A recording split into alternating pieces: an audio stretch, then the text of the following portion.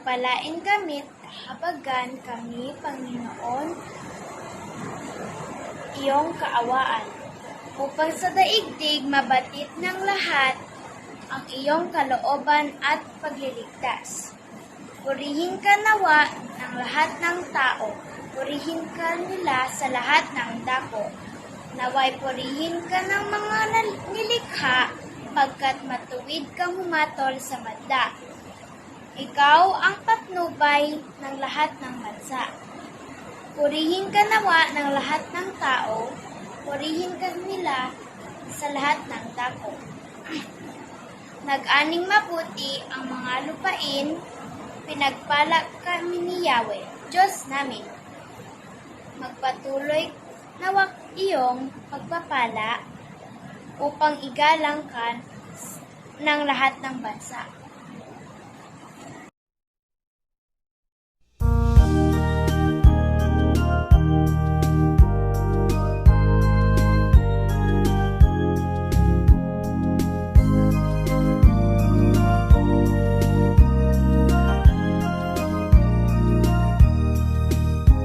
Purihin ang Panginoon, umawit ng kagalakan, at tugtugin ang gitara, at ang kaaya-ayang lira. Iban ninyo ang trumpeta, sa ating pagkabagabag, sa Diyos tayo'y tumawag. Sa ating mga kaaway, tayo ay Kanyang iniligtas. Purihin ang Panginoon, umawit ng kagalakan, at tugtugin ang gitara, at ang kaaya-ayang lira. Iban ninyo ang trumpeta, ang pasaning mabigat sa ating mga balikan. Hinagaan ang lubusan ng Diyos na tagapagligtas. Purihin ang Panginoon, umawit ng kagalakan, at tugtugin ang gitara, at ang kaaya-ayang lira. Iban ninyo ang trumpeta, Panginoo'y dinggin, ang landas niya'y tahakin. Habang buhay ay purihin, kagandahan loob niya sa atin. Purihin ang Panginoon, umawit ng kagalakan, at tugtugin ang gitara, at ang kaaya-ayang lira. Iban ninyo ang trumpeta.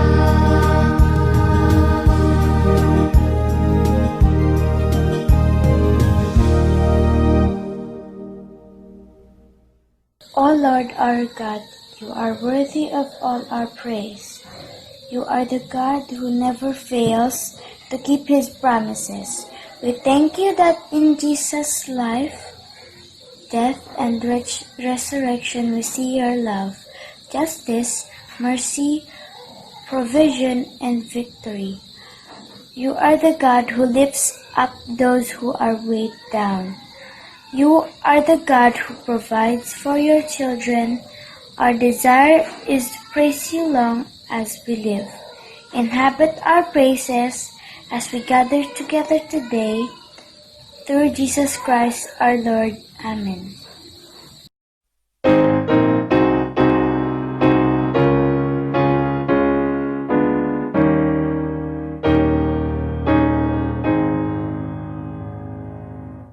Open my eyes that I may see glimpses of truth thou hast for me.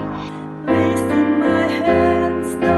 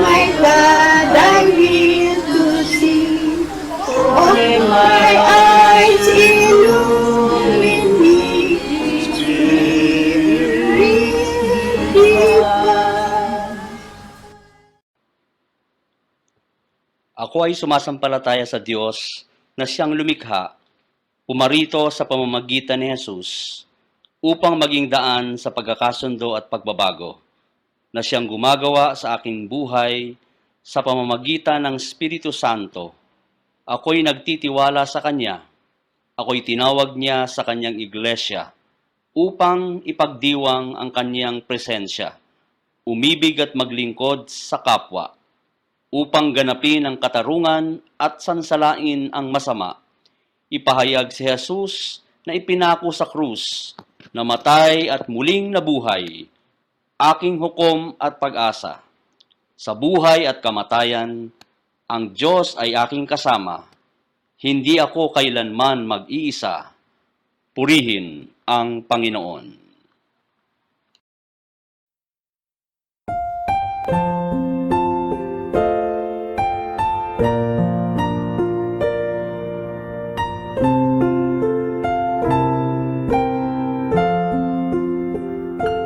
He is Lord. He is Lord. He is risen from the dead, and He is Lord. His name shall bow, every tongue confess that Jesus Christ is Lord. He is King. He is King. He is risen from the dead, and He is King. Every knee shall bow, every tongue confess that Jesus Christ is King. He is Lord. He is Lord. He is risen from the dead, and He is Lord. Every knee shall bow, every tongue confess that Jesus Christ is Lord.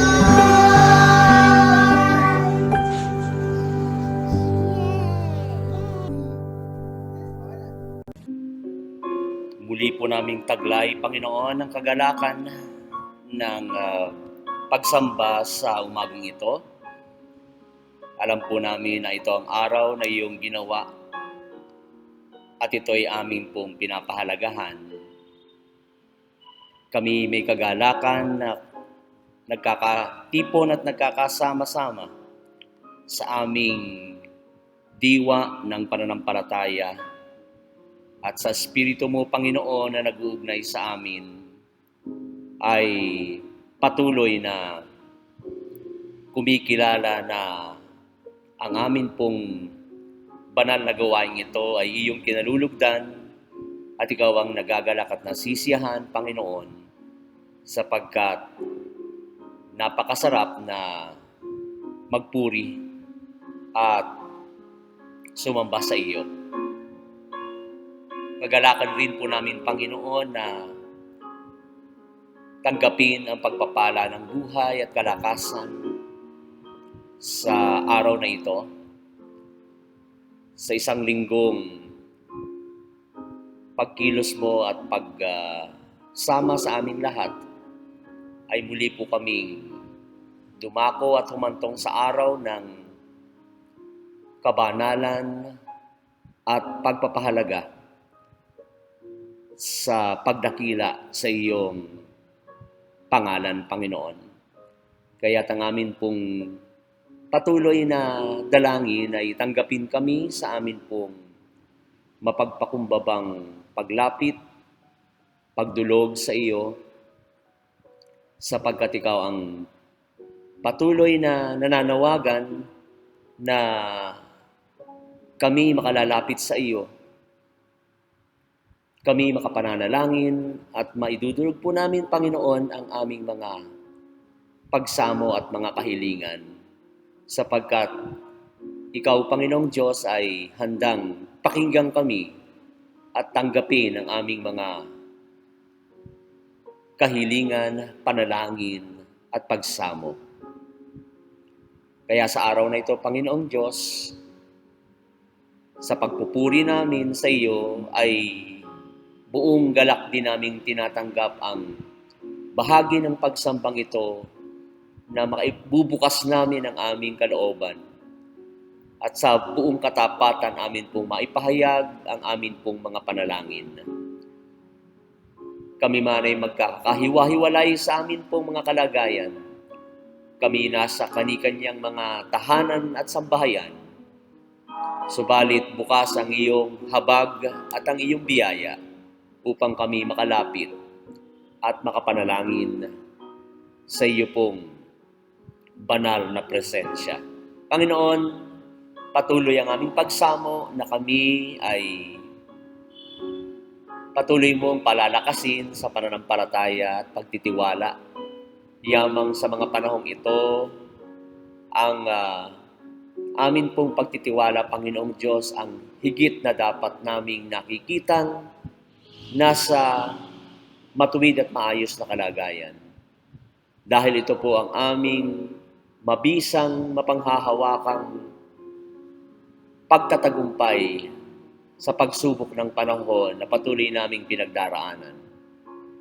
Panginoon, siyasatin mo ang aming mga kalooban at kung masumpungan mo na ang aming pananampalataya ay may kahinaan, Panginoong Diyos, kami nagsusumamo na palakasin kami, patatagin kami at ipagkaloob sa amin, Panginoon, ngayon ang kagalakan na kami ay sa iyo lamang humahawak na nanampalataya at nagtitiwala. Paalala mo sa amin ang iyong mga pangako, Panginoong Diyos, ang iyong mga salita na siyang magpapanauli at magpapanumbalik ng amin pong matibay at matatag na relasyon sa iyo.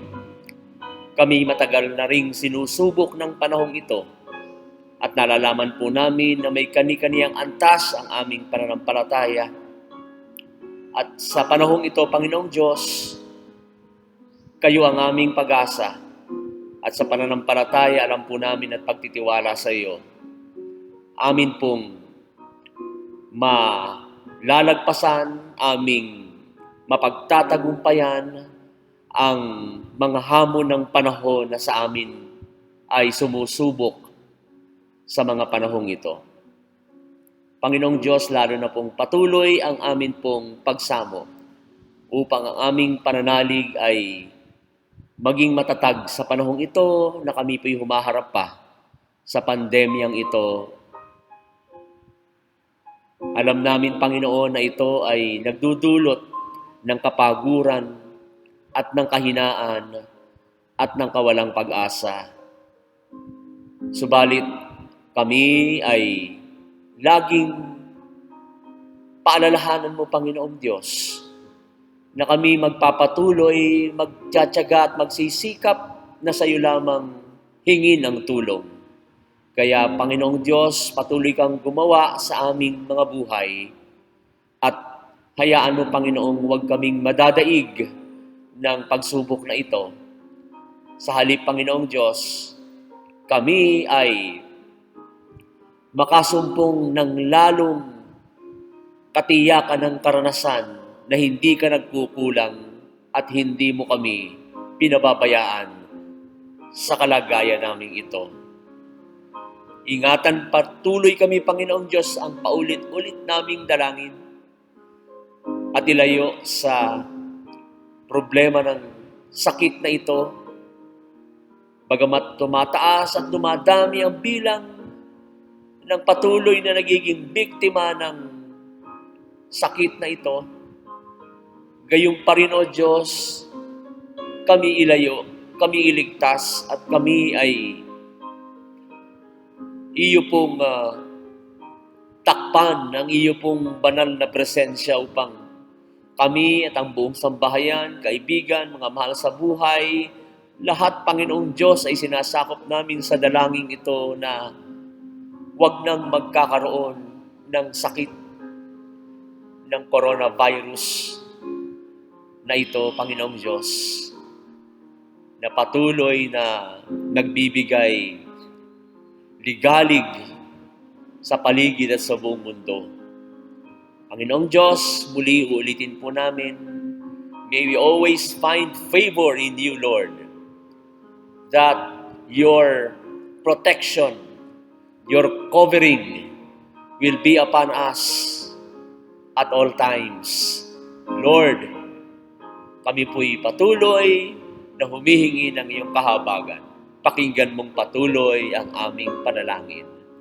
At sino man, Panginoon, na may karamdaman at sakit sa mga sandaling ito, in Jesus' name, anuman po ang kapansanan ng aming mga pamilya, mahal sa buhay, kaibigan, kaanak, amin pong itinataas sila upang iyong kamay na siyang mapagpalat, mapagpagaling, ang magdulot ng kalakasan at kagalingan sa pangalan mo, Jesus. Dalangin din po namin, O Diyos, na ikaw ang siyang magpakilalang patuloy na Diyos na hindi nagkukulang sa mga pagpapalang kailangan namin para sumapat sa bawat araw na lumilipas. Sa mga pangangailangang material at pinansyal, Panginoon, upang ang aming mga responsibilidad at pananagutan ay aming pong maharap at amin pong magampanan. Sa panahong ito, Panginoon, na patuloy na mayroon pong mahigpit na takbo ng aming ekonomiya sa bansa, sa buong mundo, tulungan mo kaming makaagapay, tulungan mo po kaming makasapat, at patuloy rin po kaming hamunin mo sa pagtutulungan at pagdadamayan, sapagkat ang pagpapala, Panginoong Diyos, ay patuloy rin namang nangyayari kung kami tumutugon na magamit mo, na hindi lang kami ang tumatanggap ng biyaya, kundi kami rin ay nagiging daan ng pagpapala para sa mga nangangailangan, sila na mayroon pong mahigpit na mga kalagayan na pinagdaraanan sa mga panahong ito. Patuloy naming dinadalangin, Panginoong Diyos, ang iyong mga kamay na makapangyarihan sa lahat na patuloy na humawak at magbigay kontrol sa panahon na ang buong mundo'y naliligalig pa rin sa pandemic na ito. Lagi po naming dalangin, O Diyos, na itatag mo ang amin pong pananalig na nandyan ka, kumikilos ka, ikaw ang may kontrol at ikaw ang nakakaalam kung bakit ito nangyari, Panginoon, kung bakit ito nagpapatuloy, at kung hanggang kailan lalagpas kami sa pagsubok na ito. Panginoon, sa iyo na lamang po kami umaasa at alam naming ang mga tao, hindi lamang sa aming bansa, kundi sa buong mundo, ay nagsisikap upang hanapan ng lunas ang napakalaking pagsubok sa kalusugan na dumating sa aming buhay. Panginoong Diyos, dalangin din po namin sa iyo ang patuloy na kahabagan mo at pagpapala sa amin pong mga manggagawang medikal, sa mga health workers, sa lahat na kumakalinga para po bigyan ng atensyong medikal, pag-aalaga, pagpapagaling at paggamot sa mga naapektuhan ng sakit na ito. Sa hanay po nila, patuloy mo po silang palakasin at patatagin at suportahan po namin lahat sa dalangin at sa pagtugon na sila'y maingatan din sa kapansanan sa sakit na ito. Panginoon, ang amin pong ugnayang pananampalataya ay kasangkapanin mo na kami ay magpalakasan, na ang aming mga buhay ay maging instrumento upang ang pananampalataya, bagamat nasa kalagayan kaming ganito, ay aming maipagpapatuloy. Sa iglesyang ito, sa patuloy na online church ministries, programs and activities na amin pong ginagawa, kayo po ang siyang magbigay sa amin ng patuloy na kaalaman, kasanayan, maging malikhain kami upang sa iba't ibang paraan ay marating at maabot ng pagpapalakas sa buhay spiritual, sa mga gawain ng online ministries, ang lahat ng kapatiran, maging ang mga hindi kaanib na naaabot ng ministering ito'y gamitin mo po kaming nakapaglilingkod at nakapagpapalakas ng pananampalataya. Panginoon, ang amin pong pagsambang ito'y patuloy naming iniaalay sa iyo.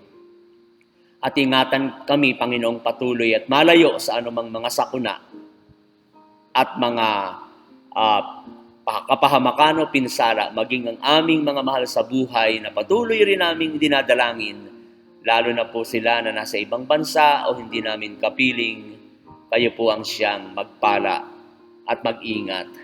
Ang aming pong mga magulang, dalangin po namin lalo na po sa church, ang aming pong mga older adults, sila na mga nasa senior citizen age, Panginoon, alam po namin na sila'y dapat dobleng maingatan.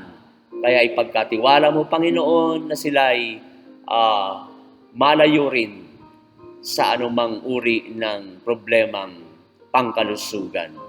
Panginoong Diyos, sila na may mga kabuhayan, trabaho, hanap buhay, tulungan mo po na makapagpatuloy at makasapat at alam po naming makabalik sa maayos na kalagayan ang kanilang mga trabaho, negosyo at hanap buhay, Panginoong Diyos.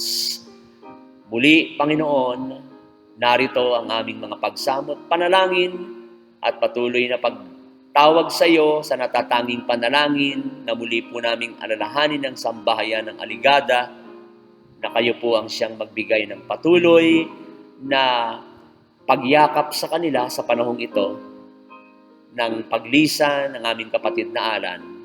Amin po, Panginoon, tinatagubilin sa iyo ang sambahayan na kayo po ang siyang magbibigay ng iyo pong kaaliwan sa panahong ito ng kanilang lungkot at pagdadalamhati. Maging ang mga mahal sa buhay nila, hindi man dito sa Pilipinas, kundi sa ibang bansa, lalo na po sa US, kayo rin po ang magbigkis sa kanila ng katatagan na sila'y magkaisa na kumapit, humawak at magtiwala sa iyo, Panginoon, upang makalagpas sa pagsubok na ito. Uli, Panginoong Diyos, dinaalay namin sa iyo ang pagsambang ito. Kayo po ang siyang mangusap at magsalita. Kasangkapanin mo po ang iyong anak na gagamitin sa katauhan po ni Pastor Ivan. Kayo po ang siyang magpahayag ng iyong mensahe na magdudulot ng hamon at ng pagtatag ng aming paglilingkod at pagtitiwala sa iyo. Ito ang amin pong pagsamot dalangin sa pangalan ni Kristo ng aming Panginoon. Amen. Ang pagbasa ng aralin sa Lumang Tipan ay matatagpuan sa Aklat ng Genesis, Kabanata 45, mga talatang 1 hanggang 15. Nagpakilala na si Jose. Hindi na mapigil ni Jose ang kanyang damdamin, kaya pinailis niya ang kanyang mga tagapaglingkod na naroon. Nang sila na lamang ang naroon, pinagtapat ni Jose sa kanyang mga kapatid kung sino siya. Sa lakas ng kanyang iyak, narinig siya ng mga Ehipsyo, kaya't ang balita ay mabilis na nakarating sa palasyo. Ako si Jose. Ang pagtatapat niya sa kanyang mga kapatid, buhay pa ba talaga ang ating ama? Nagulantang sila sa kanilang narinig at hindi nakasagot. Lumapit kayo, sabi ni Jose. Lumapit nga sila at nagpatuloy siya sa kanyang pagsasalita. Ako nga si Jose, ang inyong kapatid na pinagbili ninyo sa Ehipto. Ngunit huwag kayong mag-alala at ikalungkot ang nangyari. Huwag ninyong sisihin ang inyong sarili sa ginawa ninyo sa akin. Ang Diyos ang nagpadala sa akin dito upang iligtas ang maraming buhay. 2 taon pa lamang ang taggutom. 5 taon pa ang darating at walang anihin sa mga bukirin. Pinauna ako rito ng Diyos upang huwag malipol ang ating lahi. Kaya hindi kayo, kundi ang Diyos ang nagpadala sa akin dito.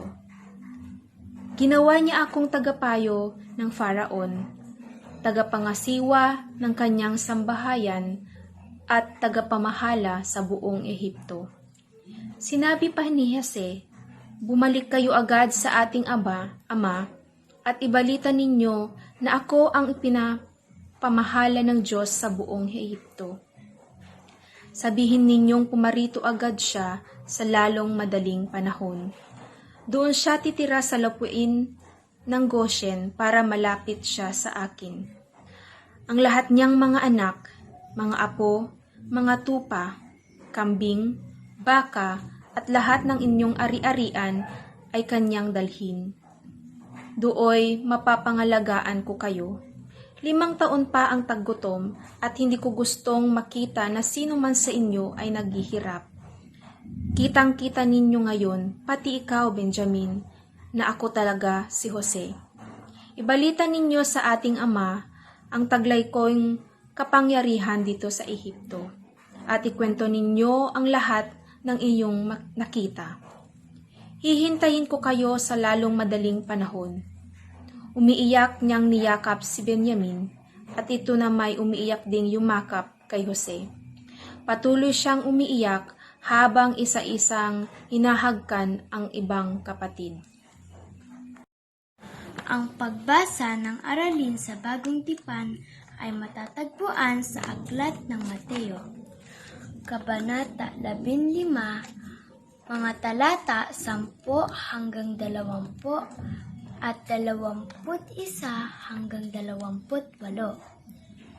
Ang nagpaparumi sa tao. Pinalapit ni Jesus ang mga tao at sinabi sa kanila, "Pakinggan ninyo at unawain at ang aking sasabihin. Ang lumabas sa bibig ng tao, hindi ang pumapasok ang siyang nagpaparumi sa kanya sa paningin ng Diyos."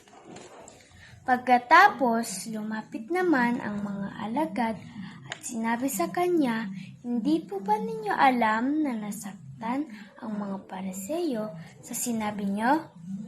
Sumagot siya, "Ang bawat halamang hindi tinanim ng aking ama na nasa langit ay bubunutin. Hayaan niyo sila'y mga bulag na taga-akay ng mga bulag. At kapag bulag ang umakay sa kapwa bulag, pareho silang mahuhulog sa hukay." Sinabi sa kanya ni Pedro, "Paliwanag nga po ninyo sa amin ang talinghagang ito." At sinabi ni Jesus, "Pati ba kayo wala ring pangunawa? Hindi ba ninyo alam? Di ba ninyo nalalaman na anumang pumasok sa bibig ay tumutuloy sa tiyan at pagkatapos ay dinudumi? Ngunit ang lumalabas sa bibig ay nanggagaling sa puso.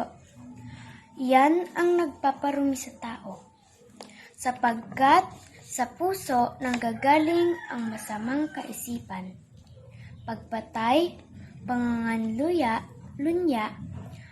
pakikiapid, pagnanakaw, pagiging saksi para sa kasinungalingan, at paninirang puri.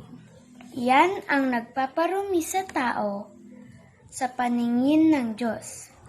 Hindi nagiging marumi ang isang tao kung siya man ay kumain nang hindi muna naguhugas ng kamay."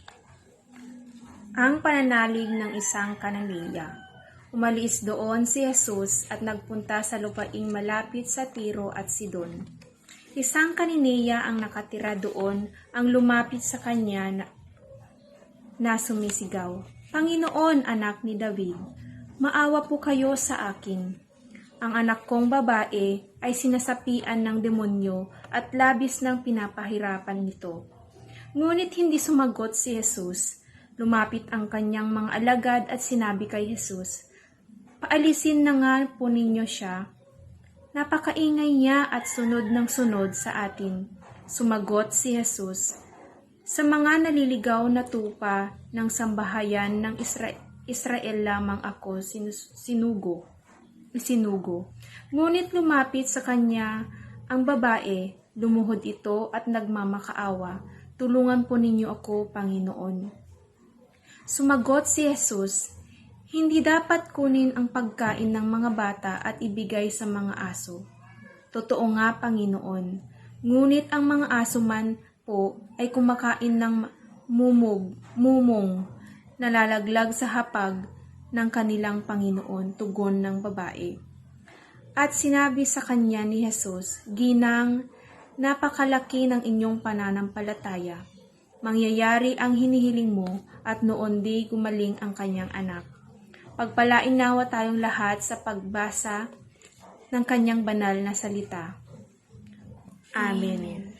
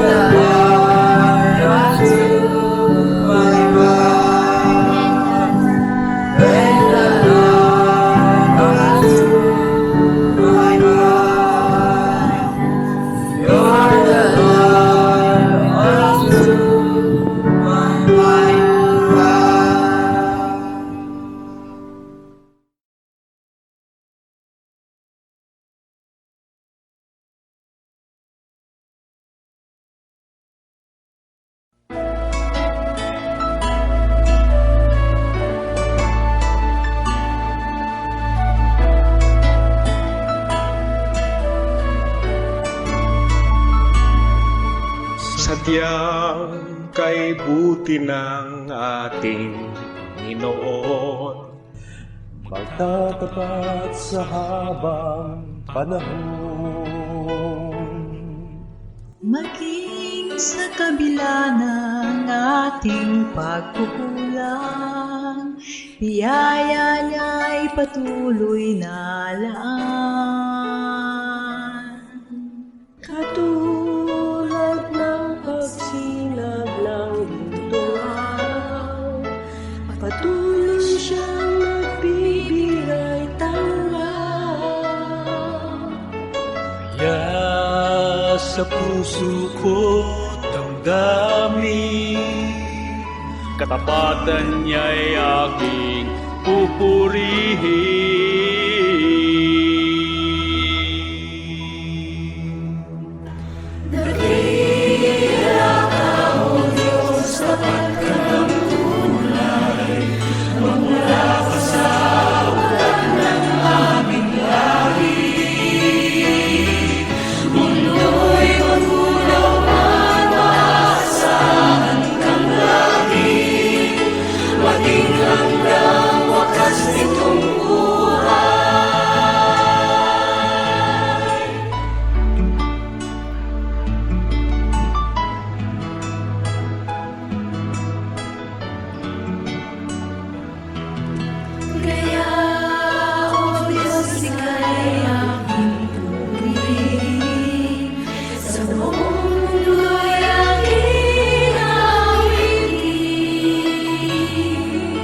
Dakila ang iyong katapatan, pag-ibig mo'y walang hanggan.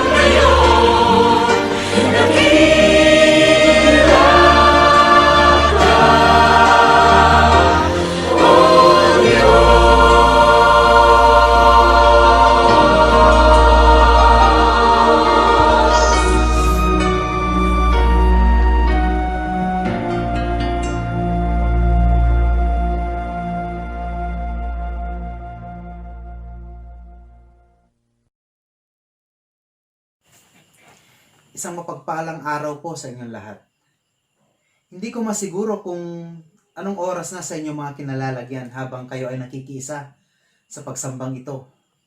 Gayon din naman na hindi ko masisiguro kung maganda nga ba ang inyong gising o kung maganda pa ang tinatakbo ng inyong araw sa pagkakataong napapakinggan nyo ito.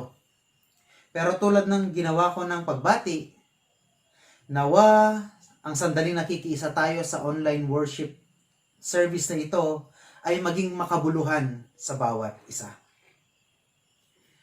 Sa mga talata na mula sa Biblia na napakinggan natin ngayon, ibabahagi ko sa inyo ang mensaheng aking pinamagatang na A Remarkable Faith in an Unexpected Place.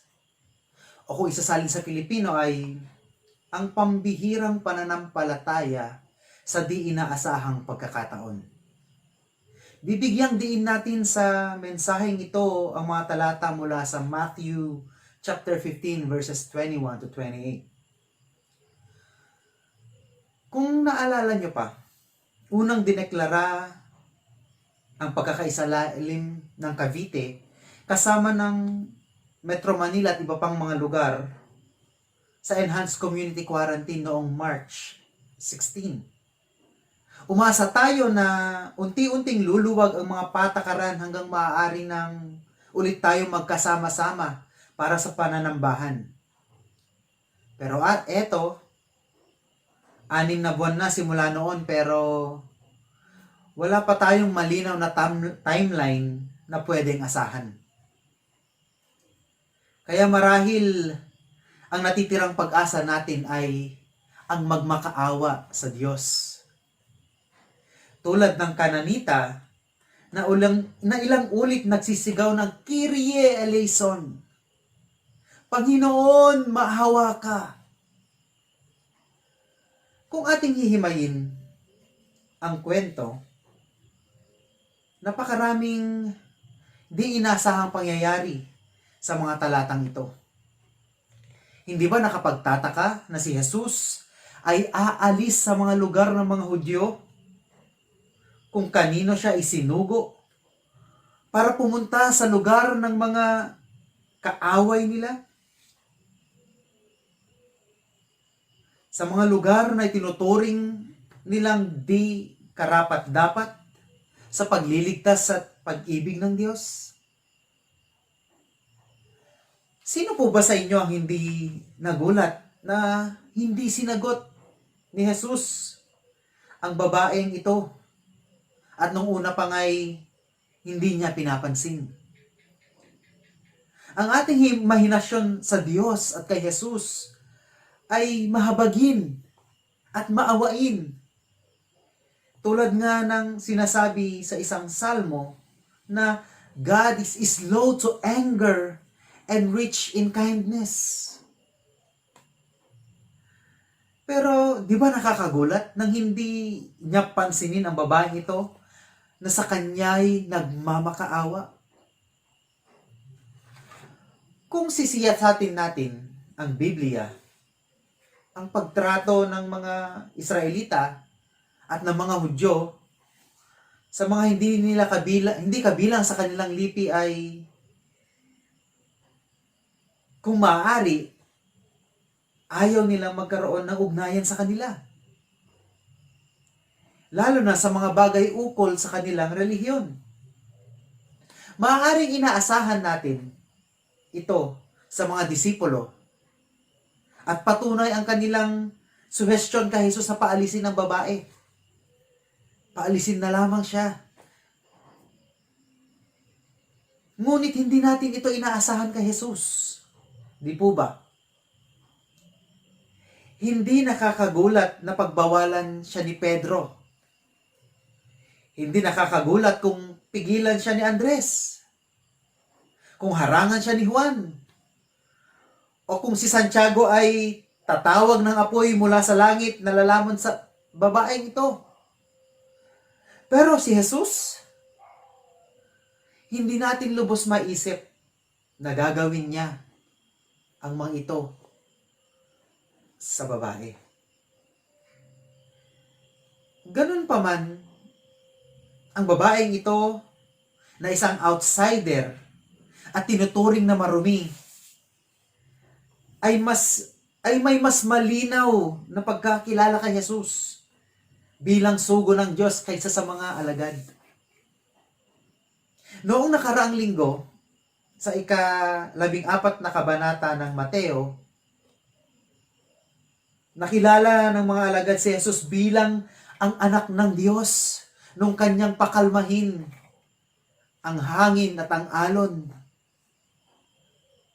Ngunit ang pagkakilala ni Pedro kay Jesus bilang sugo ng Diyos ay makikita lamang natin sa ika-16 na kabanata.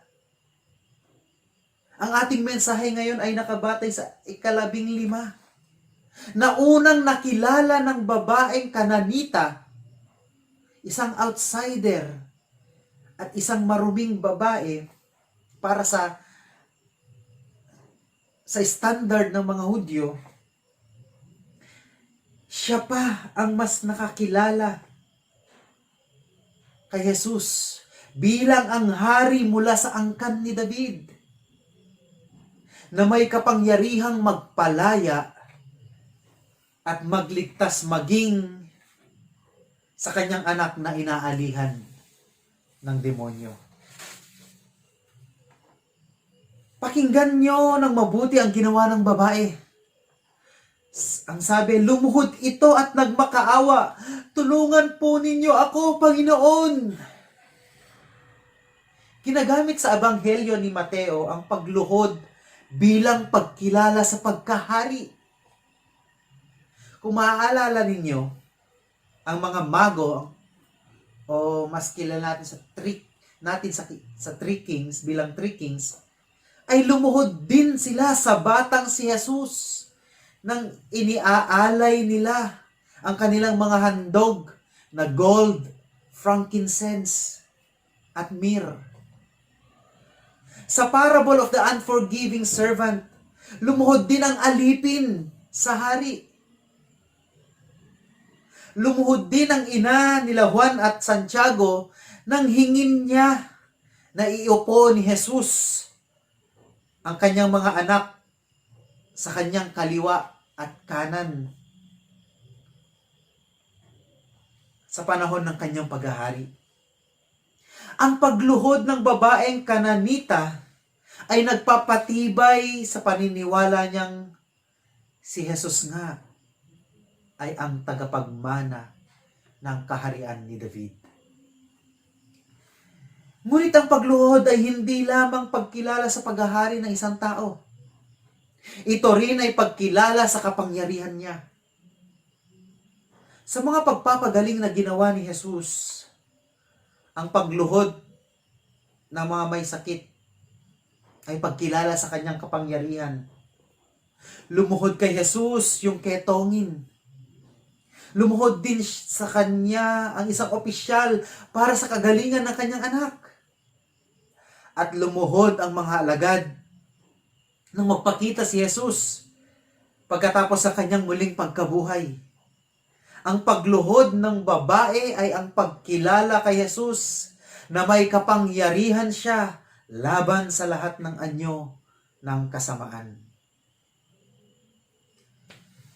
Ngunit kahit sa pagluhod ng babae, pinangalandakan muli ni Jesus na siya ay isinugo lamang para sa lipi ng Diyos. Inahambing pa nga ni Jesus ang babae sa isang aso na di dapat pinapakain ng mga nakalaan para lamang sa mga anak. Alalahanin ninyo mga kapatid, ang mga aso sa kultura at sa panahon na si Jesus ay nabubuhay dito sa ibabaw ng lupa pa ay hindi tulad ng pag-aaruga na natatanggap ngayon ng mga aso sa panahong ito. Ang mga aso natin na alaga natin ngayon, lalo na kung may breed, ay yung iba de aircon, yung iba nakakutsyon pa, yung iba may sariling mga pwesto sa bahay na hindi pwedeng puntahan o higaan ng iba. May kanya-kanyang lugar para sa kanila, meron pang kanya-kanyang pagkain. Ngunit ang mga aso nung panahong ito ay hindi tulad nga ng trato natin ngayon sa mga alaga nating aso. Ngunit tinanggap ng babae ang bansag sa kanya ni Jesus. Ang pagkakabansag sa kanya ni Jesus na bilang isang aso. At nanindigan pa nga siya na maging ang mga aso ay nakakasalo kahit sa mga mumo lang na nalalaglag mula sa hapag ng kanyang mga amo. Sa tinuran na ito ng babae, nihayag niya ang pananampalataya niya na mayroong kapangyarihan si Jesus na hindi lang sapat para iligtas ang buong Israel, kundi para pagalingin din ang kanyang anak.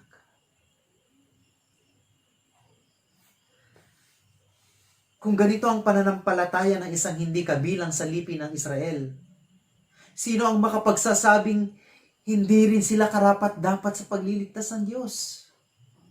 Kung mas higit ang pananampalatayang ipinamalas ng Kananitang ito kaysa sa mga alagad ni Jesus na mga Hudyo, sinong makapagsasabi na hindi sila karapat-dapat?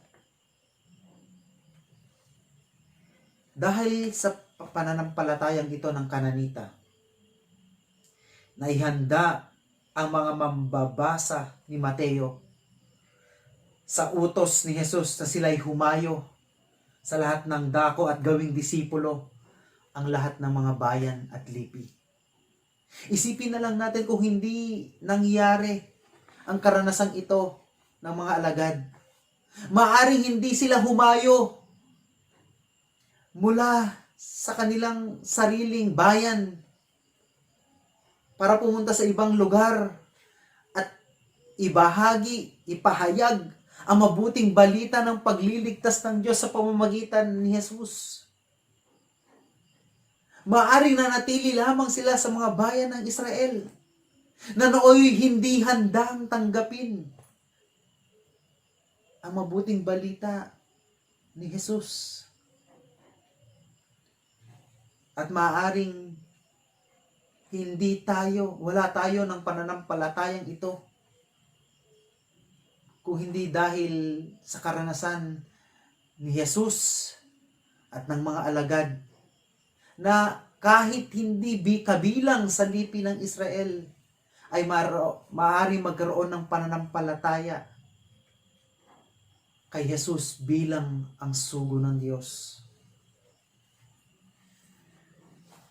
Ang Diyos, tulad ni Jesus, sa ginawa ni Jesus sa panahong ito, sa talatang ito, ay patuloy na pumupunta sa iba't ibang dako at tumatawid sa mga hangganan. God crosses borders. Tulad na lamang, mga kapatid, ng maaring sitwasyon natin ngayon. Maaring sa loob ng ilang buwan nating hindi pagkasama-sama bilang isang simbahan, bilang sambahayan ng Diyos, ay maaring nakaligtaan na natin ang mga pamamaraan ng pamumuhay bilang mga Kristiyano. Maaring sa pagiging abala natin sa pagpro-provide ng ating mga pangailangan araw-araw na lalong pinahirap dahil maaring ang iba ay nawalan ng trabaho o maaring ang iba ay lumiit ang kinikita dahil nga linimitahan ang ating paggalaw, nalimitahan ang ating paghahanap buhay, ay maaring sa pakiramdam natin ay nalalayo na tayo sa Diyos.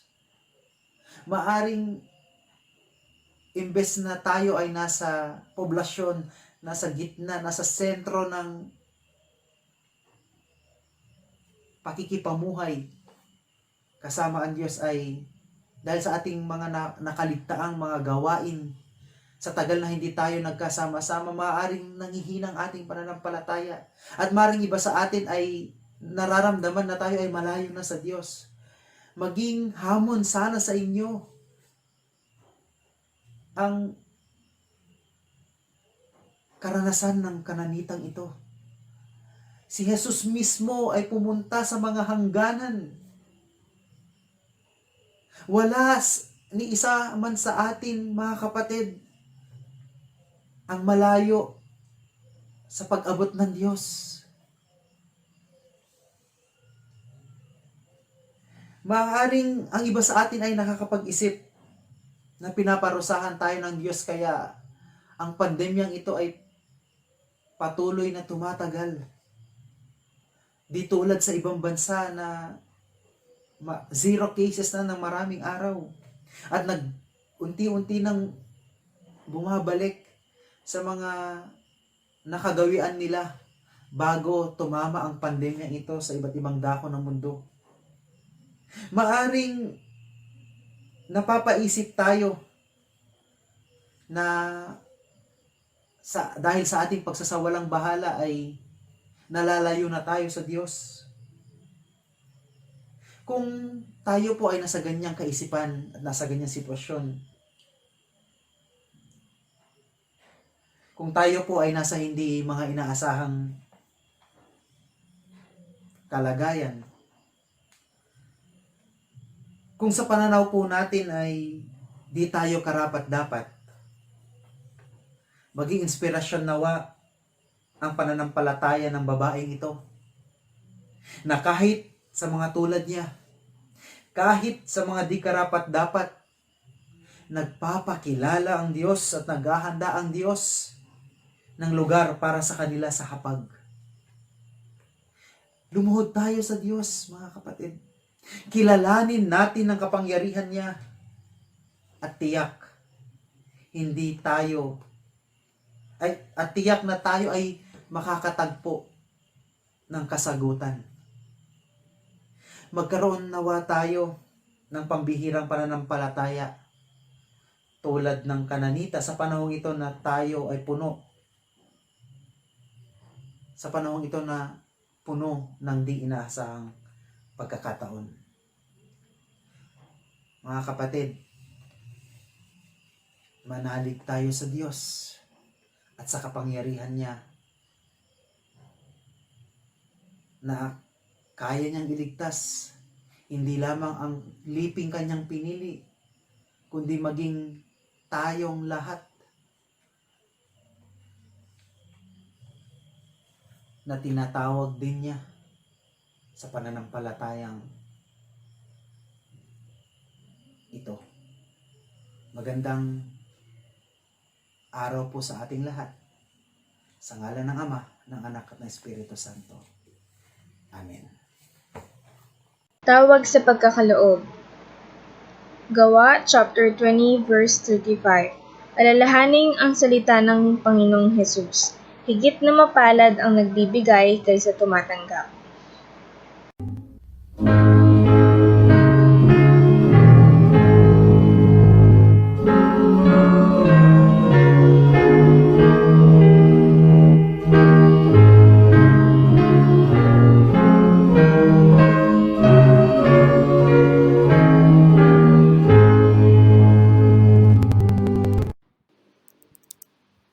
Ibinabalik na may kagalakan muli, O Diyos, ang mga pagpapalang sa iyo nang galing sa panahon ng paghahandog at paglikom ng mga kaloob na ito.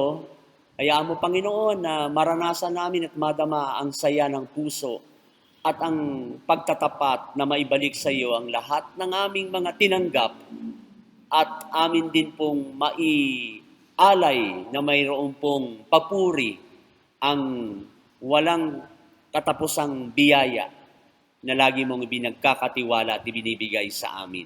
Kayo po ang madakila at mapapurihan sa mga kaloob na ito at nawa kayo ang siyang maitaas at basbasan mo, Panginoon, at ito'y magamit sa pag-ibig mo at sa pagliligtas, sa pagtataas ng iyong pangalan at ng iyong pong kapurihan. Pagpapalain at patuloy na patutunayan ang iyong walang sawang biyayang dumadaloy sa bawat isa na iyong mga anak na buong sikap at tapat na sa iyo'y nagkakaloob ng mga pagpapalang sa iyo rin nagbula. Ito ang aming kaloob, pasasalamat sa pangalan ni Jesus na aming Panginoon. Amen.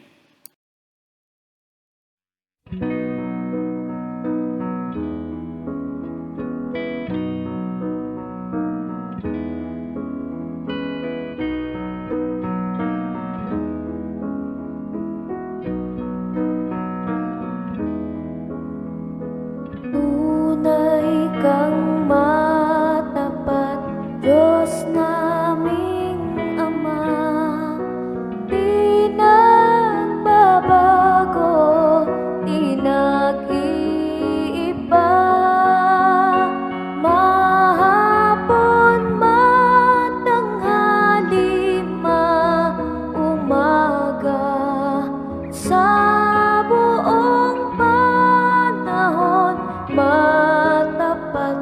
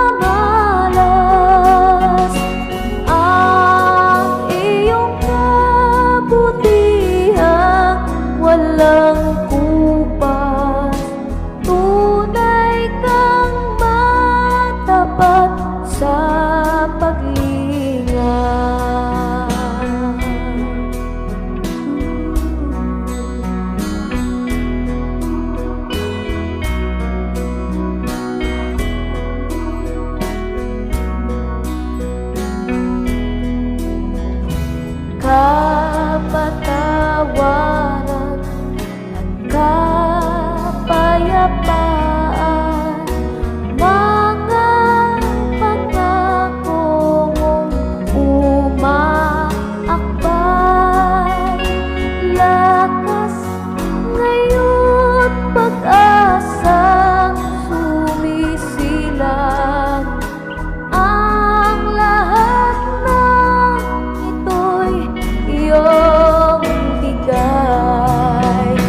Tunay kang matapat, tunay kang matapat.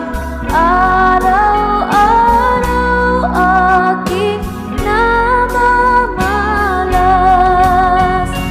ang iyong kabutihang walang bukas. Tunay kang matapat sa paglingap. Tunay kang matapat, tunay kang matapat. Araw-araw aking namamalas ang iyong kabutihang walang bukas. Tunay kang matapat, tunay kang matapat, tunay kang matapat sa paglingap.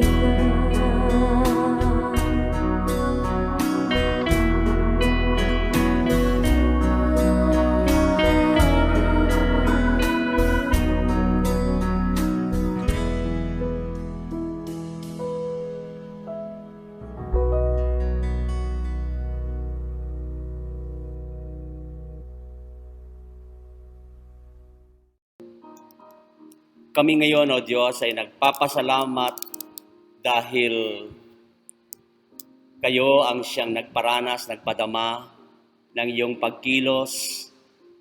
Sinamahan kami sa nakalipas na isang linggo sa maraming daloy at kaparaanan ng iyong biyaya. Kami ay naabot at narating at alam po namin at natitiyak namin na kayo po ang siyang may akda o siyang pinagmulan ng mga biyaya at mga nagpapatuloy na pagpapala sa aming buhay. Yan mo, Panginoong, pasalamatan ka namin at purihin ka at itaas. Maraming salamat, Panginoon Diyos, sa mga kapatid naming nagdiriwang o magdiriwang ng kaarawan. Kayo po, Panginoong Diyos, ang siyang maitaas at mapapurihan. Dalangin po namin, Panginoon, din na pagpalain sila sa karagdagang buhay at lakas na kanila pong tinanggap mula sa iyo. Gayon din sa mga mag-asawa sa anibersaryo ng kasal. Nais po namin silang i-bless mo, Panginoon, sa kanilang pagsasama, sa kanilang pananampalataya at sa kanilang sambahayan. Amin pong pinagpapasalamat ang kasapatan ng iyong biyaya at pagpapala sa aming buhay.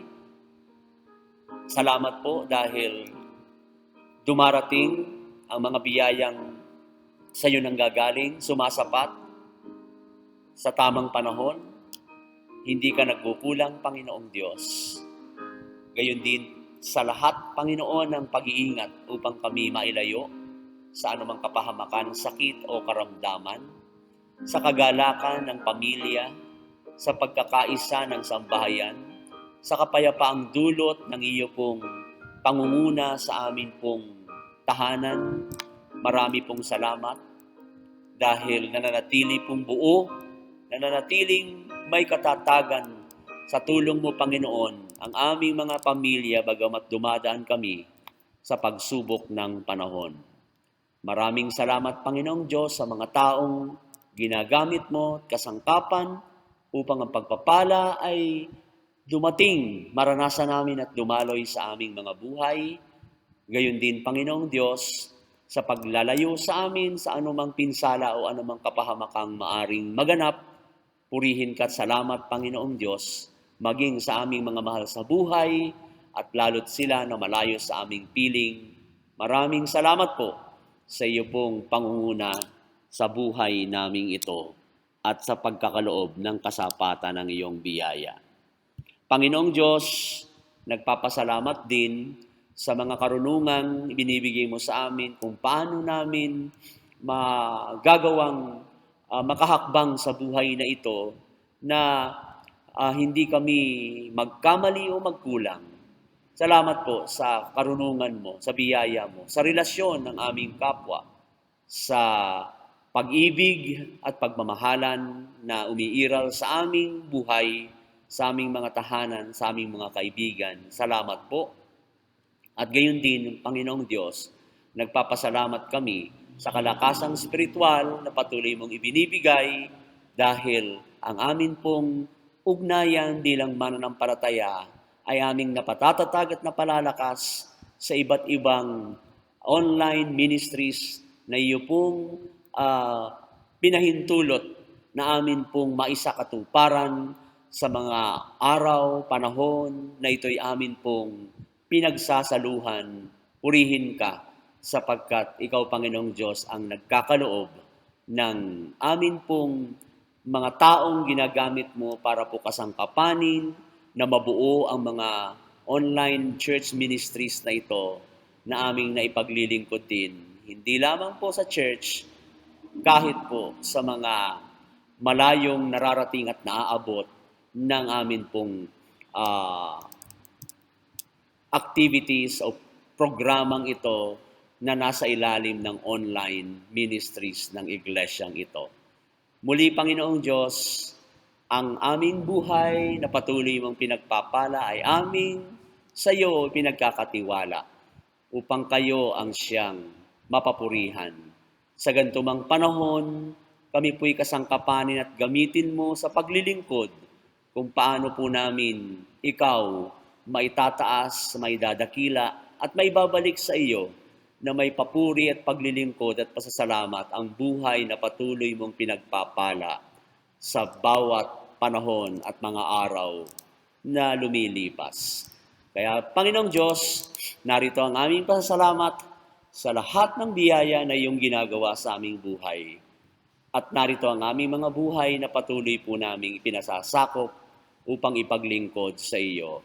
Gamitin mo, Panginoong Diyos, ang aming buhay at lakas para sa iyong kalulahatian, sa iyong iglesia, sa aming kapwa.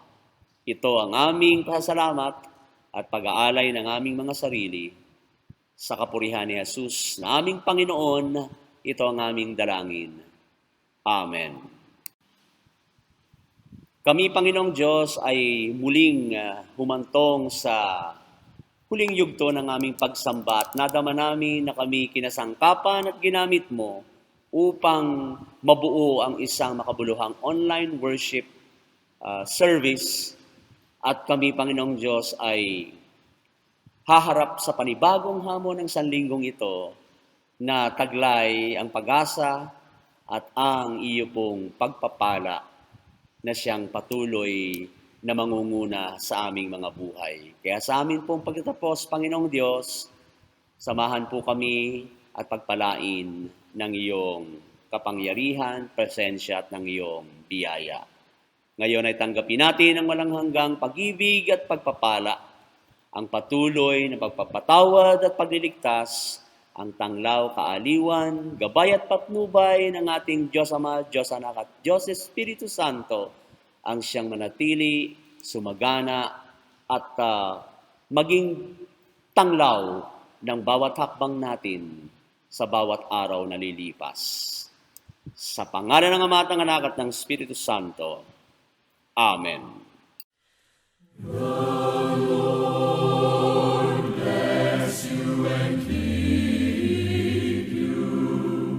The Lord lift his countenance upon